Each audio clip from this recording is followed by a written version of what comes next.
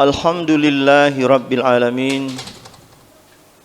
Wal akibatu lil muttaqin.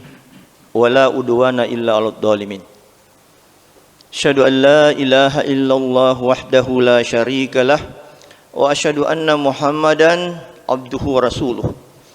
Allahumma salli ala sayyidina wa habibina wa syafi'ina wa maulana Muhammad wa ala alihi wa ashabihi ajma'in. Qala ta'ala fil kitabil karim, a'udzu billahi minasyaitonir rajim. Fastabiqul khairat. Qala Rasulullah sallallahu alaihi wasallam, man fariha biduhuri ramadana harramallahu jasadiha alan nira. Qala idan sumu tasihhu. Ma'asyiral muslimin muslimat jamaah subuh rahimakumullah. Kembali kita memuji dan bersyukur kehadirat Allah Subhanahu wa taala atas segala nikmat kasih sayang yang dilimpahkan kepada kita sekalian. Terlebih-lebih diijabah doa kita mengatakan, ya Allah, berkahi kami di bulan Rajab dan Sya'ban, dan sampaikanlah umur kami di bulan Ramadan. Itu kita harus bersyukur kepada Allah. Tentunya salawat dan salam semoga senantiasa tercurah kepada Nabiullah Muhammad sallallahu alaihi wasallam. Jemaah subuh rahimakumullah, pada kesempatan ini kami ingin menyampaikan ceramah subuh ya, yang kami beri judul karena ini pertama ya, tips kesehatan berpuasa untuk memaksimalkan pahala dalam bulan Ramadan. Ya. Kenapa ini judul? Karena sebagaimana kita tahu bahwa di dalam bulan penuh berkah, penuh rahmah, ya, maghfirah dan ampunan dan jaminan pembebasan api neraka, semestinya kita benar-benar berlomba-lomba ya dalam mengerjakan kebajikan-kebajikan di dalam, khususnya di dalam bulan istimewa ini, bulan Ramadan. Karena kenapa? Karena kita sudah tahu, kita sudah belajar berlipat ganda pahala yang kita kerjakan karena Allah. Apatah lagi kalau kita hadir meramaikan masjid kita ini. Ya, saya lihat masih banyak yang kosong. Mungkin hari-hari berikutnya penuh. Ya, kalau perlu kita gelar tikar lagi di halaman sana. Ya, harapan kita semua begitu. Nah, sebagaimana kita tahu pula bahwa dengan begitu padatnya ibadah, siang kita berpuasa, malam kita tarawih, tadarus, ya, zikir, doa-doa. Oleh karena itu penting dipelihara kesehatan jasmani dan rohani. Ya, jangan cuma sampai minggu pertama atau 10 pertama. Tetapi bulan Ramadan itu kita tahu sampai dengan 30 atau 29 hari. Jangan sampai kendor di akhir-akhir. Ya. Nah, oleh karena itu kami ingin sampaikan tadi ini. Ya. Tips kesehatan berpuasa. Nah, bagaimana kita ini senantiasa terpelihara kesehatan kita supaya jangan kendor tadi. Ya. Yang pertama tentu kita, ya, ini saya sampaikan ini tips ini intinya adalah berdasarkan sunnah Rasulullah SAW dan berdasarkan ilmiah oleh ahlinya. Ya, ini saya petik dari PAPDI. Apa itu PAPDI? Perhimpunan Ahli Penyakit Dalam Indonesia. Iya, tentu kita harus mendengar apa kata ahlinya, tetapi yang paling penting ikuti sunnah Rasulullah sallallahu alaihi wasallam. Yang pertama tipsnya, kita harus selalu senang sampai akhir, gembira. Ya, karena kegembiraan itu timbullah tenaga dalam untuk selalu beribadah. Ya, apatah lagi ada tadi sabda Rasulullah sallallahu alaihi wasallam saya sebutkan di depan. Man fariha biduhuri ramadana, siapa yang senang bergembira dengan datangnya bulan suci Ramadan, haramallahu jasadahu, Allah mengharapkan jasadnya, fisiknya ala niran, disentuh api neraka. Coba maki senang, baru senang saja sudah ada janjinya Rasulullah sallallahu alaihi wasallam. Ya. Apatah lagi dikatakan lagi sumu tasihu, berpuasalah niscaya kamu sehat. Ada yang mau tantang apa perkataan Rasul? Aja nanti apa? Pengikut Rasul harus percaya apa dikatakan. Berpuasalah, niscaya engkau sehat. Pasti engkau sehat. Ya, jadi kalau ada baru minggu pertama, sakit kau tidak percaya. Karena itu tadi pertama senang dan gembira. Kemudian niat. Niat itu dahsyat. Niat sebetul-betulnya niat. Ya, karena itu dahsyat. Di dalam ilmu kedokteran, niat yang ada dalam hati, kalau itu selalu diikrar, denyutkan niat ini karena Allah, timbul tenaga dari dalam untuk selalu beribadah. Kemudian berikutnya adalah bagaimana kalau kita bersahur, syahur, ya, syahur. Apa kata sunnah Rasul dan ilmiahnya? Ini selalu saya katakan setiap Ramadan, akhirkan di waktu syahar. Ya, jangan sahur pada jam 3, ya, baru itu peringatan di masjid. Ya, jangan di situ. Syahar itu saya kira sudah tahu maki ya, menjelang itu imsak, ya. Nah, kemudian karena memang itu disunahkan diakhirkan, ya. Kenapa? Dari segi kesehatannya itu mengurangi panjang istirahat lambung ini. Ya, itu sudah diukur itu sebenarnya. Sangat tepat sebenarnya. Dan kemudian membatasi minum teh atau kopi pada sahur, ya, sahur. Ya, ibu-ibu jangan begitu terlalu banyak siapkan bapaknya teh siba kopi. Magiro. Karena kalau banyak, kalau mungkin nak coba-coba seteguk dua teguk itu tidak masalah. Tapi kalau nak tambah-tambah terus, enaknya ini bikinannya istriku. Apa? Kenapa? Cepat nanti metabolisme proses itu makanan yang masuk. Cepat lapar, cepat haus nanti. Intinya begitu, ya. Tetapi sangat dianjurkan mengkonsumsi makanan atau minuman yang lambat dicerna. Kenapa? Yang lambat dicerna itu yang mengandung serat tinggi. Yang mana itu menurut ilmunya terdiri dari padi-padian, kacang-kacangan, biji-bijian, nasi merah. Kalau perlu beli memang pakai nasi merah bagus, tapi nasi putih itu tidak masalah juga sih. Cuma ini ada kelebihannya, ya. Ini saya sampaikan. Terserah mami kita, ya. Kemudian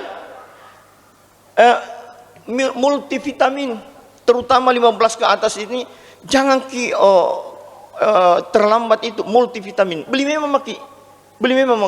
Kira-kira untuk 30 hari, ya, masing-masing orang. Multivitamin. Karena orang yang bikin loyo sebenarnya itu karena nutrisi tubuhnya yang lemah, yang kurang. Ya, karena ada bilang, enggak usah makan, yang penting niat.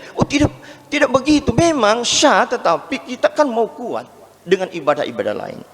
Saya ulangi, multivitamin dan mineral. Jadi kita pilih, ya. Kalau kita tidak lupa datang di klinik medicine, konsultasi gratis, apa-apa yang bagus, ya, seperti begitu. Nah, kemudian berbuka puasa, apa itu? Awalkan sunnah Rasul, diawalkan. Jangan ditunda-tunda, sudah dapat nanti baru buka. Tidak bisa, diawalkan. Karena tadi mempercepat jam, mengurangi jam terlalu panjang. Kemudian banyak berdoa sebelumnya, ya, berdoa istighfar. Kemudian kalau kita berbuka dianjurkan kurma dengan jumlah yang ganjil. Ya, saya kira sudah sering mendengar, melihat di mana-mana itu. Kenapa ganjil? Supaya bernilai obat, kata guru kita. Ya, bernilai obat. Kenapa juga kurma itu? Karena mengandung gula serat. Yang penting ada seratnya, karena memperbaiki pencernaan, yang menyehatkan tubuh kita. Kurma mengandung karbohidrat, kalsium, magnesium, itu yang cepat menimbulkan tenaga yang hilang, ya. Kemudian nutrisi tubuh kita, karena itu lengkap sekali. Komposisi nutrisi kurma jauh lebih tinggi daripada buah yang lain. Ya, saya tidak mengatakan, saya bukan penjual kurma, tapi memang ilmiahnya begitu. Buah apa lagi Pak Dokter kalau tidak ada kurma? Pisang. Pisang itu banyak kalsium, magnesiumnya juga. Jadi pilihan kedua. Jadi ibu-ibu kalau misalnya menyiapkan buka puasa, ya usahakan yang ada pisangnya. Ataukah kalau mau manis-manis juga, kolak pisang. Tapi jangan sampai yang disebut tadi malam itu semua sama-sama kolak pisang. Ini merasa maki. Ya, jangan tosim begitu karena bosan ki nanti. Ya, sepakat ki semua ibu-ibu mulai hari pertama sampai semua pisang. Tidak, ya. Kemudian membatasi goreng-gorengan kalau berbuka puasa. Padahal saya perhatikan, saya amati itu kalau kita duduk-duduk bersama berbuka puasa, paling laris itu goreng-gorengan. Kenapa? Karena goreng-gorengan banyak. Mencapai pantau. Apalagi mahal minyak goreng. Pak Dokter bilang mahal minyak goreng. Ya, jadi tidak peduli, biar mahal, biar angka. Jangan. Ya. Jadi begitu. Jangan tosin tidak ada goreng-gorengan. Artinya jangan banyak. Kenapa? Karena lemak kita itu, lemak berlebihan dalam tubuh resiko pada jantung. Bapak Ibu sekalian, ya. Kemudian berikutnya tipsnya, istighfar selalu dan berdoa. Terutama doa kita itu, ya Allah berikan kami kesehatan lahir batin, kekuatan fisik, rohani untuk mentuntaskan ibadah-ibadah dalam bulan suci Ramadan, mulai pertama ini sampai dengan di akhir. Ya Allah, jauhkan dari godaan-godaan. Misalnya godaan 80% diskon, kasih aja lalu nak kasih dah. Maricu itu apa baluk-baluk ini, baluk kain itu di mall-mall itu. Memang anak suruh itu namanya itu kita mau dijerumuskan oleh pahala-pahala yang berlipat. 80%. Kenapa kamu setelah bulan Ramadan kau 80%? Biar kita rame-rame ke sana. Asal jangan korban itu 10 terakhir. Ya. Kemudian ada 5 kerugian bagi orang yang berpuasa. 1, kalau dia bangun sahur tanpa mendirikan 2 rakaat salat sunnah. Kalau 2, menunggu waktu berbuka, dia waktu berbuka dia tidak berdoa kepada Allah. Kemudian yang ketiga, menghabiskan waktu pagi dan petang dengan berbaring dan tidur dengan alasan lobet mi. Jangan begitu. Makanya semangat di dalam. Kenapa kalau tidur setelah salat subuh? Kalau tidur setelah subuh resikonya penyakit stroke dan jantung. Kasus di situ banyak. Kenapa kalau tidur baring-baring kalau waktu asar? Karena imun kita menurun, pertahanan tubuh kita menurun. Banyak maki bersikir, tadarus, berdoa, ya Allah, ini berlipat ganda pahala. Kemudian yang keempat, langsung tidak membuka dan membaca Al-Quran atau mendengar Al-Quran. Itu 5 kerugian. Yang paling terakhir adalah kerugian biasanya meninggalkan hari-hari di dalam bulan Ramadan tanpa bersedekah. Bersedekah, ya. Salah satu bersedekah yang dianjurkan juga agama kita adalah donor darah. Salah satunya donor darah. Ya, yang akan kita laksanakan, yang dilaksanakan oleh pengurus ini begitu memperhatikan kita. Ya, donor darah pada hari Rabu kalau tidak salah ya, tanggal 6 April ibadah salat tarawih. Mari kita berlomba-lomba. Ini saya mau sampaikan ke ini, apa sih syarat-syaratnya itu? Kenapa perlu donor darah? Apa syarat-syarat persiapannya? Apa sih manfaatnya? Bagaimana pandangan agama? Tunggu dulu, tidak panjang. Kenapa? Apa alasannya? Kenapa itu perlu donor darah? Saya mau sampaikan dulu. Begitu pentingnya di Jawa Timur itu, saya buka di YouTube ya. Itu generasi muda. Jadi jangan mau dikala anak-anakku ini generasi muda. Wih, mentong dia budayakan itu donor darah. Dia memang data-datanya lengkap. Bagaimana syarat-syarat persiapannya? Apabila berumur 17 sampai dengan 65 tahun, itu bisa donor darah. Justru di situ bagusnya. Jadi orang tua kita Jalil tak dampung ka aji. Dia kriteria tak dampung ka. Apa expire nih kare. Jadi saya ulangi, umurnya 17 sampai 65 tahun. Ibu-ibu, ayo berlomba-lomba. Tastabikul khairat. Ya, panitia, pengurus sudah berupaya mengadakan. Apatah lagi disedekahkan darah kita di bulan suci Ramadan. Wih, berlipat ganda. Mensyukuri itu. La in syakartum la azidannakum wa la in kafartum inna adzabi lasyadid. Siapapun yang mensyukuri nikmatnya Allah, itu nikmatnya Allah darah itu. Kasih keluar sedikit 350 cc. Itu akan dilimpahkan. Kemudian tekanan darah harus normal. HB-nya 12,5 sampai dengan 17 gram persen. Ada catatannya di sini. Tekanan darah, siapa yang biasa tekanan darah tinggi, misalnya Pak Anto itu biasa alasannya tekanan darah tinggi ditolak ke siang. Tereliminasi. Yang penting dulu niat untuk datang pada hari Rabu itu. Ya, niat untuk ini sudah dicatat. Nah, maksudku itu kalau ada yang merasa tekanan darahnya tinggi, datang di klinik Madisin Telkomas gratis. Walaki Pak Bura gratis. Itu Imcawi Haji. Kemudian HB tak juga ada di situ, HB diukur gratis toh. Tak kalah berlomba-lomba dalam kebaikan. Ukur kisuhuta. Kalau 37,5 derajat Celcius, minum kecepatan paracetamol. Jadi natolak itu. Jadi kalau dia 37,5 derajat Celcius di atas, nah suruh itu petugas PMI istirahat dulu, minum dulu. Begitu. Kemudian tidak minum antibiotik. Jadi kalau itu kira-kira hari Senin ya, jangan mikir dulu minum antibiotik. Nah tanya gitu dokter, sudah minum obat kah? Sudah antibiotik, tereliminasi ki. Nah begitu. Jangan minum antibiotik dulu, ya. Sesudah. Kemudian kalau ada yang mau goes, pelan-pelan ki. Mencayat saja sampai situ saja keliling-keliling. Ya. Tidak boleh olahraga berat. Kalau bisa usahakan kita tidur siang biar fresh ya. Jadi opa jamin dulu maintenance pada hari Selasanya. Isi formulir. Kemudian ada apa sih manfaatnya? Ini yang penting. Manfaatnya itu cuma satu kantong saja 350.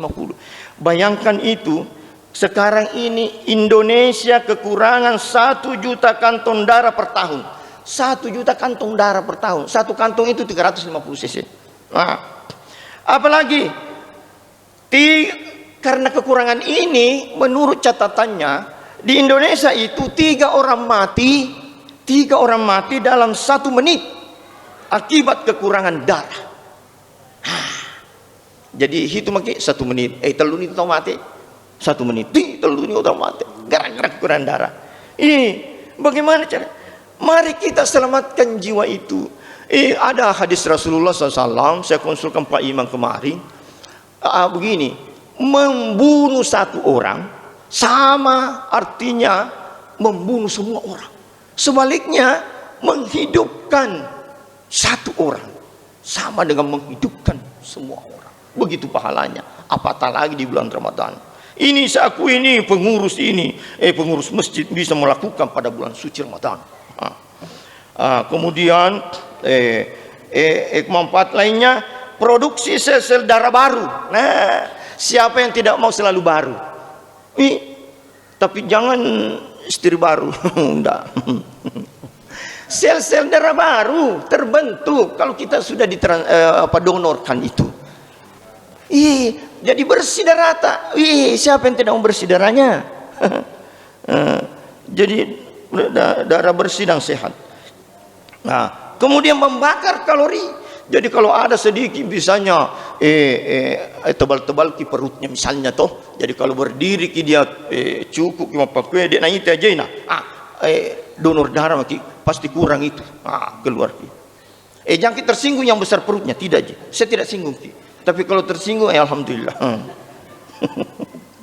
Kemudian yang paling terakhir manfaatnya efek psikologis.